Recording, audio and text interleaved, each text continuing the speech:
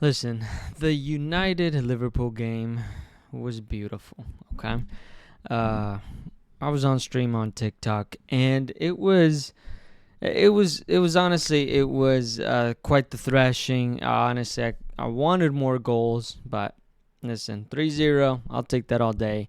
And I think there's like four big things that we learned. Okay, that were like I think some of the aftermath, and then obviously some of the in-game stuff. But I think there was just like four really big takeaways that I think you and I and anybody should have had from that game. Again, regarding Fallout or regarding the game. Now, I think one of them was definitely that everyone is sick of Ten Hag's delusions. Now, I had gone over it before where he said that he's been the most successful team behind City, and that nobody anybody could say to him otherwise. Okay, Man United have been the next most successful team in England besides Man City. Now, I think everybody with half of a brain knows that that's a lie. I don't think I've even seen like TikTokers and shit back him on this, and some of them still actually back him as the coach and think he's the best Dutch manager. Um, but I like the level of delusion is something that I truly wish I had, if I'm being honest. And so I think that I don't know if that gets him through the day, that gets him through the games. I don't know if he's drunk. I don't know what kind of drugs he's doing. Let me have some. But like honestly, like he says the most outlandish things you've ever heard. Now, I knew it was going to be so good after this game, and I knew it. And I think, again, from what I've seen, everybody's sick of his BS. I think he always has some bullshit to say, right? But this time it was very good. It was very delicious because he gets thrashed by his biggest rivals. They dog walk him. They make it look easy, okay? And then he comes out and he says his usual BS, like, oh, we were good. Like our stats were actually pretty similar. And it's like, yeah, but we have eyeballs, okay? And everyone saw the game, and it was not even close. But okay, that's fine. Now, there was a reporter that at his press conference that was asking him about Casemiro, and it was like, hey, this is kind of BS. Now, again, as a coach, as a manager, you should be able to spin. You should be able to spin the narrative. You should be able to make it so like, hey, okay, they beat us this time. We'll get them. We'll learn from this. I'm okay with that. He doesn't do that. Okay, so the reporter asks him, hey, Casemiro was dog walked, okay? Casemiro was he was looking washed, and you yanked him at halftime. Did you see that he was garbage? Because he's kind of garbage, right? Okay, maybe that's a little out of pocket from the reporter. But Ten Hag actually says, like, he tries to go back to him, and he's like, why don't you explain it to me? Like thinking he's got him in a gotcha. Thinking he's got him like, he'll fumble this. He won't know what to say. Not quite. He knows what to say. Okay, then let's see this real quick. You see, he's the classic. Explain it to me. Okay. Explain me which mistakes. See, that's so dumb to say already. Explain to me which mistakes. We have eyeballs. We saw the two mistakes. Don't tee him up like that. Just be like, hey, you know what? He's our veteran. He's our leader. He can have this game. We're moving on, okay? No, he doesn't do that. He tees him up. Constantly turning the ball over. Year and a half, the ball getting mugged. Chances coming out of the back, counterattacks, outnumbered, giving up on endless chances against your biggest rival. with the greatest respects. The person recording this is laughing. And Ten Hag, you can see his little eyeballs. You can see his little wheels trying to turn, but he's got nothing because he thought he'd call him out. And he thought the reporter won't say shit, right? The reporter will be just like, well, and he's like, yeah, exactly, shut up. No, he came back at him. You are sure? That's what he says? You are sure?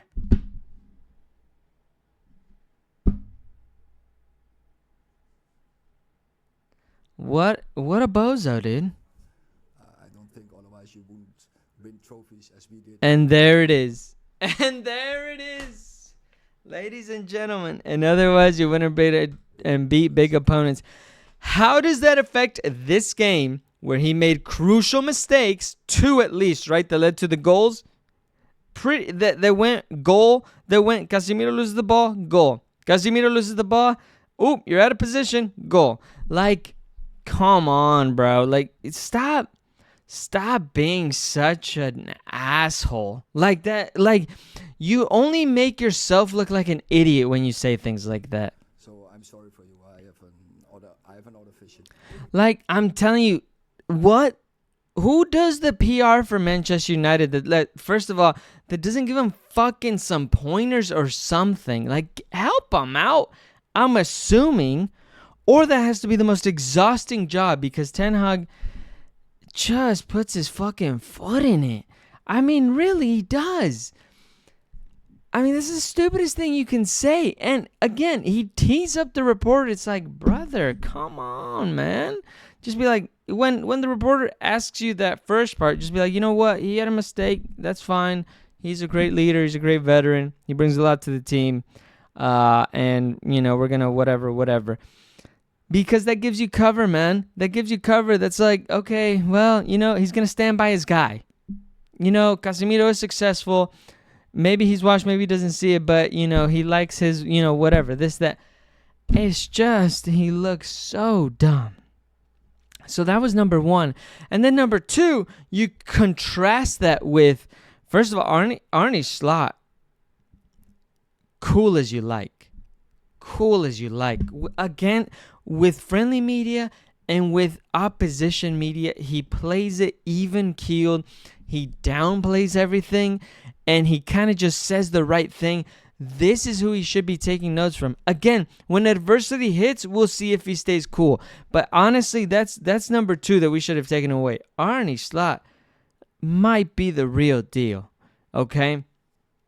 Arne Slot, and again, he goes on to Sky Sports, and he gets interviewed, and it's brilliant.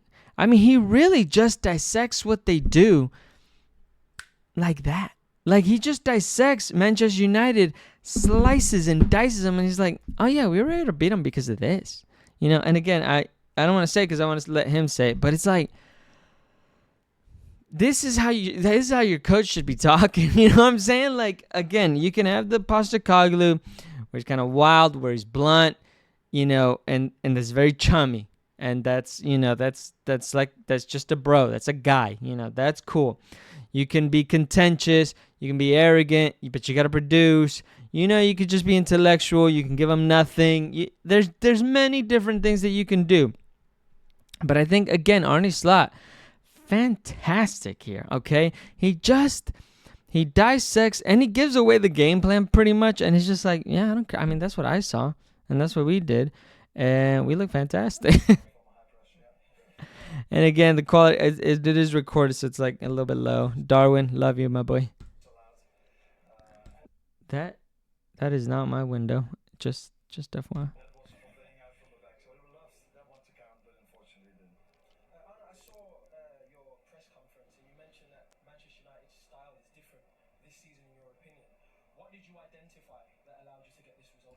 Again, that's a great question. That is a great question because it opens it up, Daniel Sturridge, to Arne Slot to answer however he wants.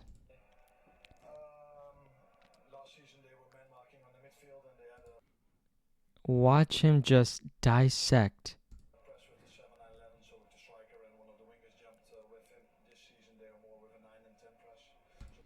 This season they were more with a 9 and 10 press, where last season it was with the winger and the attacker with the 4-4-2.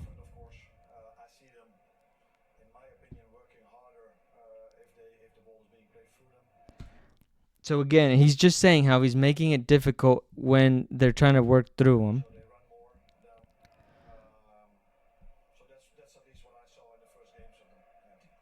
Again, he didn't even look back. He just saw the games this season.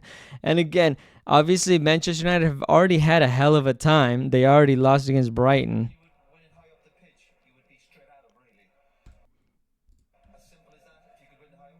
Again, in my opinion, Arne Slot gives a kind of specific answer, right? Where he's saying that they're more pressing with a 9 and 10. And Roy Keane is just like, when you stole it, did you realize that you're going to shoot right at them?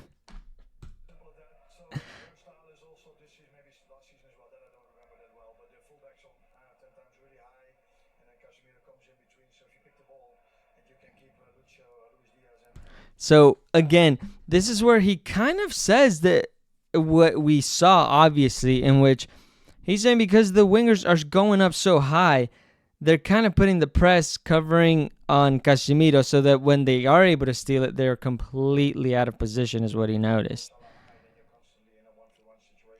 And you're constantly in a 1v1 situation. Salah, which he was a lot of the times, again, with the Butcher or with whoever was with them. I saw De Ligt get one-on-ones as well, which he had a decent game.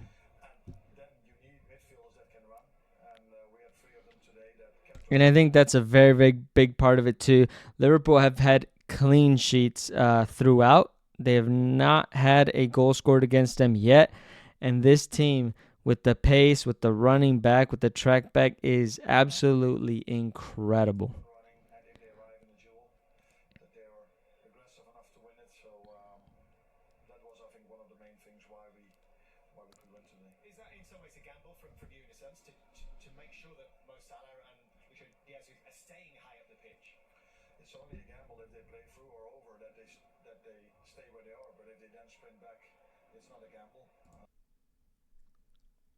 So this team is just fucking running. They are working. They are obviously holding that middle.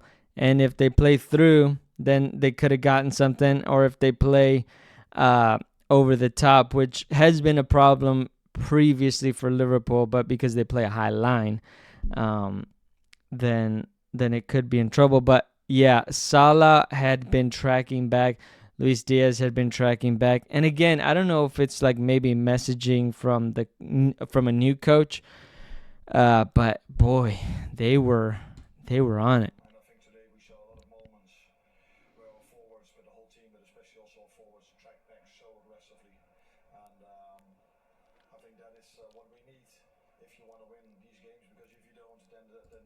I mean, dude, this guy is the absolute real fucking deal, man. This guy is so fucking good. So again, that's takeaway number 2 that I had, is that he looks the real deal. Arne Slot, man. Arne Slot looks the real deal. But number 3, and most concerning, I think, for me, which probably should be number 4, but here I am, number 3, is that in the aftermath, Mo Salah had a presser. As you know, it's my last year at the club. I just want to enjoy it. I don't want to think about it. No one in the club here has talked to me about my contract, so I say it's my last season. New deal, it's not up to me, but no one has spoken to me at the club. What the fuck is going on? We have 3 gigantic contracts that are up, that are Mo Salah, Virgil van Dijk, and Trent Alexander-Arnold. And as of right now, next summer, they are free. Michael Edwards, what the fuck are we doing? Richard Hughes, what are we doing, bro? Get out of these OnlyFans girls' DMs or whatever the fuck demon time the admins are on. Get on these fucking contracts. Like, no, there is no excuse of these summer tournaments. There's no, now they're on an international break again.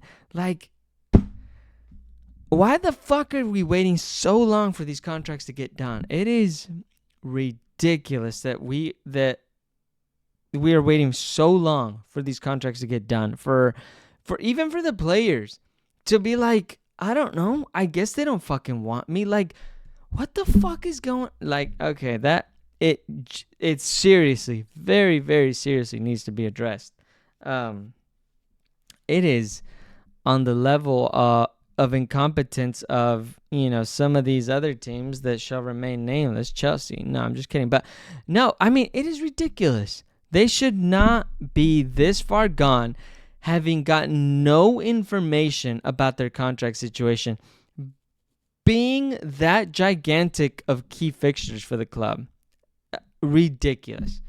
Absolutely insane, okay? They should not be where they are in their status of their contract. That is ridiculous. And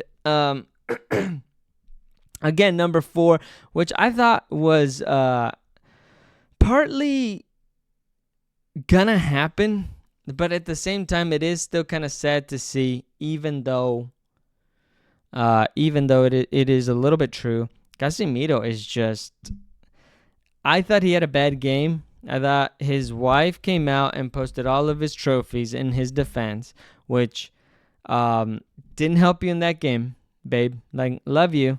I appreciate her standing up for her husband any way she can. I'm going to leave that alone. But those trophies didn't help him that night, okay? Those trophies did not help him in that game.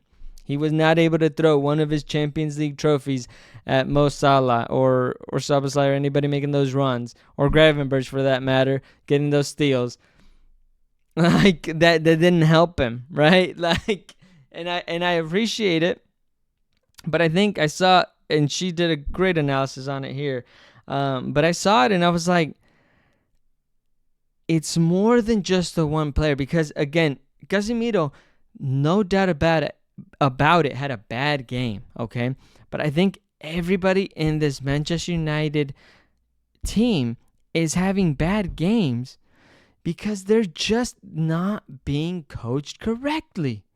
They're just, listen, say what you will about Ten Hag, say maybe the structure's bad for Ten Hag. Ten Hag got in a bad position with the United team. Say whatever you will.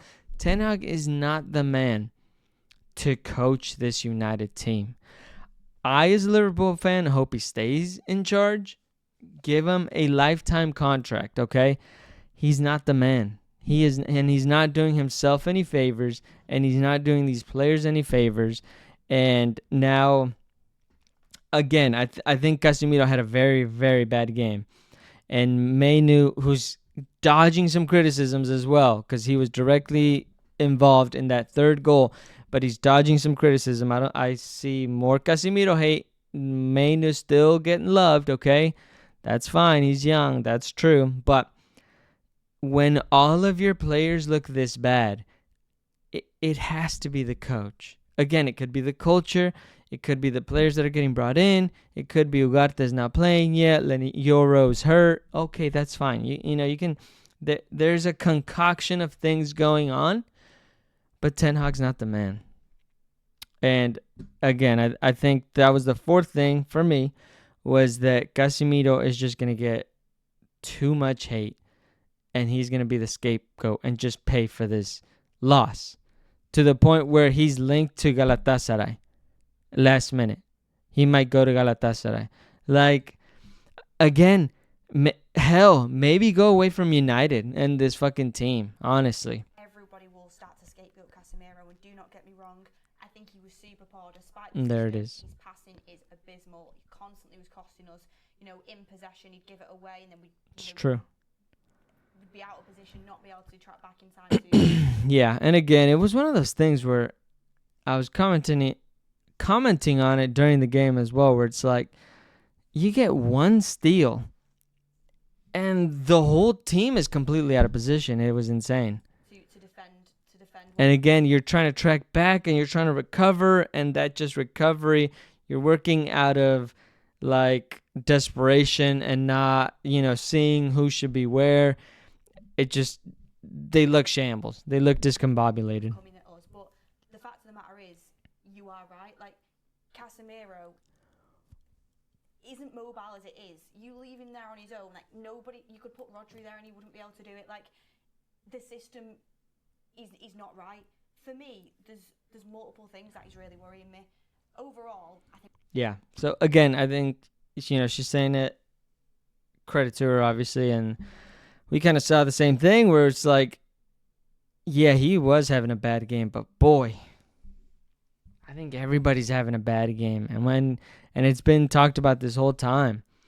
But Casemiro, although I don't think that he is the player that he was, I think he's getting kind of scapegoated, and it is sad to see that Casemiro is getting scapegoated to this degree.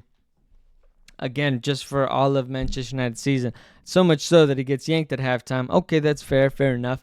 And now he's linked to Galatasaray. I mean, are you telling me that Manchester United couldn't use a veteran presence? Like, I know he's not doing well, but you can't put him in, as a great value sub to teach some of these guys. Like, nobody can learn from Casemiro and his wealth of experience. Nobody can pick some stuff up. You can't use them throughout the course of the season. It just seems crazy to me. But again, it's just one of these things where, like, another guy pays the price. It used to be the hair. It used to be Martial. It's Rashford every once in a while. Now it's Casemiro. Oh, it was Maguire for a long, long time. Again, all of these players are not infallible, but man, they are just throwing them under the bus and just moving forward in the direction that they're going, and it's not gonna go well for them. They're gonna keep getting the exact same results because they're not changing anything structurally. They're just throw out some people, play back again, steal a result here or there against a big team, and then Ten Hag can claim that, well, listen, we got a result at City where nobody else could. Okay, keep going. I'm a fan of it. Keep going. Keep going the way you're going. But for Manchester United fans, it looks like it will continue to be a brutal slog. But yeah, those are the 4 things I learned from the Liverpool Manchester United game. And I think, again, it just lived up to everything in terms of the build-up, the rivalry, the game, and then as far as the fallout. Oh, it is, again, maybe it's because it's international break, slow news, but it has been wonderful to watch, truly.